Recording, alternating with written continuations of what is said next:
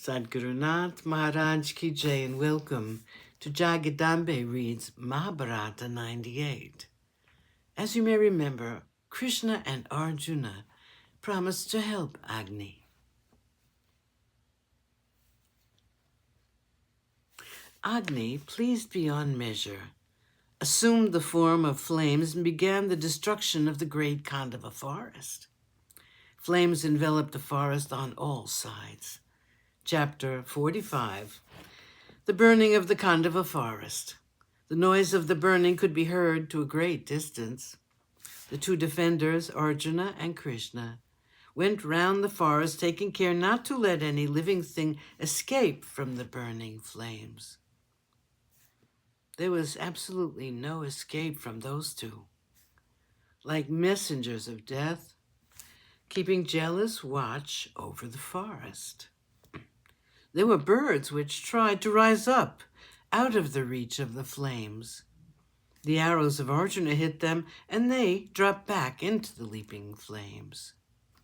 The fire had now reached a stage when it would not be possible to quench it. There was great commotion in the heavens. News reached Indra that the Khandava forest was being devoured by Agni.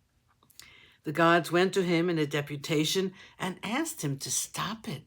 Indra could not believe that Agni had the courage to defy him and his rain clouds. He wanted to see how it had happened. From the high heavens, Indra saw his son Arjuna and Krishna bent on helping Agni to destroy the forest. He decided to defend the forest from this onslaught. The sky was now dark with the rain clouds, which collected fast, and the rains came. It was no ordinary downpour. If the fire resembled the burning up of the entire world at the end of time, the rains looked like the great deluge at the end of time. Each in itself could destroy the world, but they were now aimed at each other. The world perhaps would be saved. Such was the intensity of both the forces of nature. The rains came down in torrents. The heat was so great that before the water reached the earth, it was dried up in a steam. Indra was furious. He summoned his favorite clouds, Pushkala and Avartaka. The rain was now quite different. It looked like huge columns of water descending on the earth. Arjuna was not worried. He built a blanket of arrows enveloping the forest on all sides. Not a drop of water could reach the forest. At the time of the burning, Takshaka, the serpent king, was away from the Khandava forest. His son, Vasena, was caught up in the fire. He and his mother tried to get out of the forest, but Arjuna would not let them. The mother said, "My son, you must try to escape. I will distract the attention of Arjuna, and you must escape then."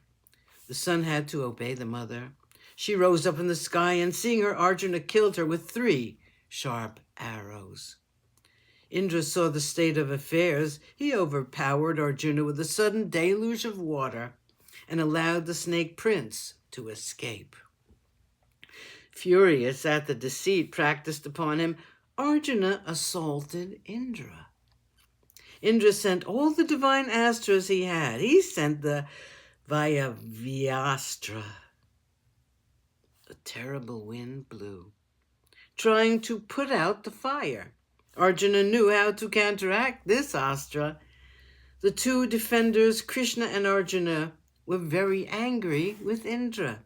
The fight was terrible. Indra now took up his Vajra to hurl it at these mortals who had dared to defy him.